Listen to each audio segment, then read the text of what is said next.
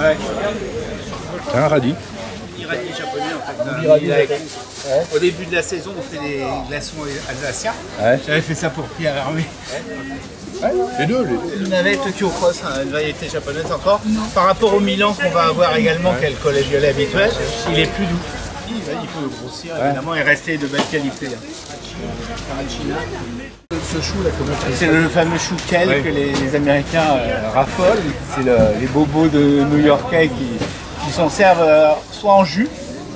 Et j'ai goûté, c'est quand même assez fort, hein, c'est le côté vert qui est là, soit blanchi, puis ensuite poêlé, il n'y a pas de recette. Le chou par lui-même, on dirait un petit sapin de Noël, c'est super, on le chante, c'est trop de bonne. Un petit mélange de ça. Donc on a du mal à voir les tomates mûrir. L'aubergine pousse moins vite également.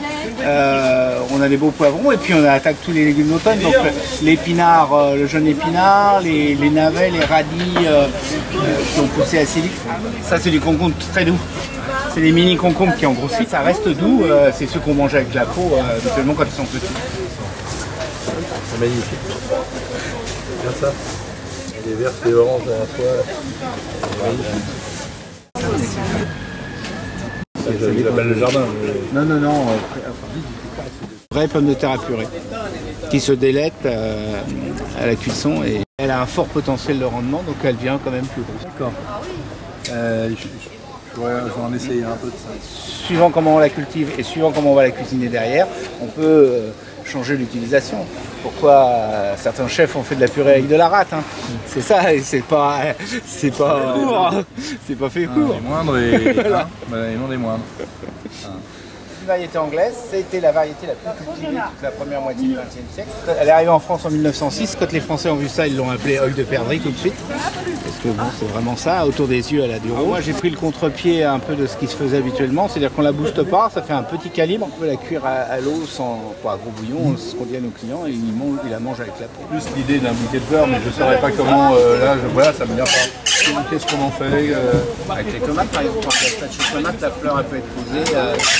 Le dernier moment. Je veux dire, tu récupères que la fleur qui te donne... Pour le gazpacho, mais là, il n'a pas été coupé en coriandre, en vert, en jaune coriandre. On laisse aller à la fleur, et même après, si la plante est belle, on a l'utilisation de la graine fraîche, en fait, l'avant-graine.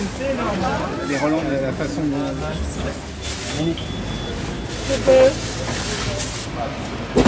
On vient chez vous, non pas pour acheter des légumes, mais pour acheter les carottes de monsieur ou de madame Intel et ou les tomates de monsieur.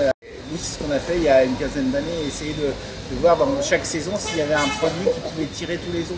Et puis après, il y a le red meat, mais il y a aussi son alter ego plus long, green meat qui est un peu plus poivré. Donc rendez-vous pour tous ces radis multicolores, fin septembre.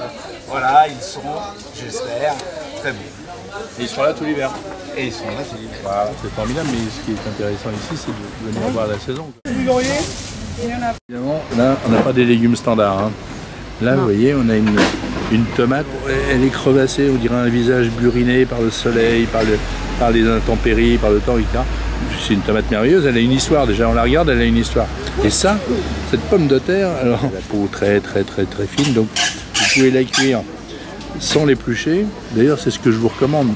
Parce que si vous voulez éplucher cette pomme de terre là, pour passer dans tous les petits trucs, là, vous y passez 2 heures par pomme de terre. Donc ça, c'est à cuire à l'eau, mettre un peu de beurre salé et à croquer. Je les aime tous.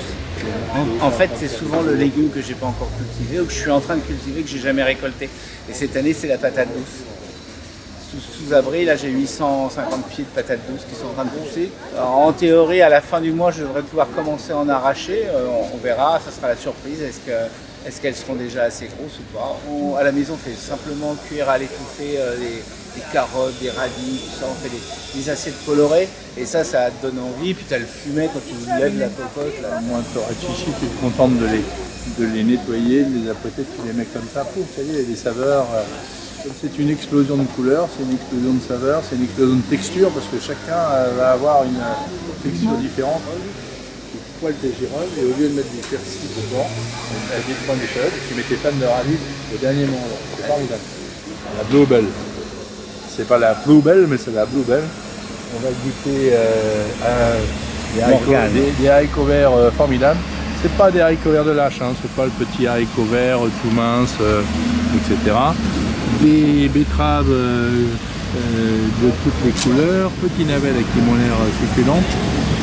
Alors ça, j'ai goûté tout à l'heure, j'ai beaucoup aimé. Il y a un basilic là, qui est vraiment formidable et on va aller cuisiner tout ça. T'as mis la bluebell là-dedans? Ouais. Merci Joël. Hein. Bonne journée. Si vous étiez à ma place, vous seriez fou de joie. Parce que dans mes mains, j'ai un tableau de maître, des couleurs, des saveurs, c'est extraordinaire. Et il y a une deuxième chose formidable, je suis dans un jardin de parfum. Le basilic qui vient chanter sous mon nez, c'est un bonheur. Allez, à tout à l'heure mes petits chéris. Ils savent pas mais ils vont dérouiller. Hein.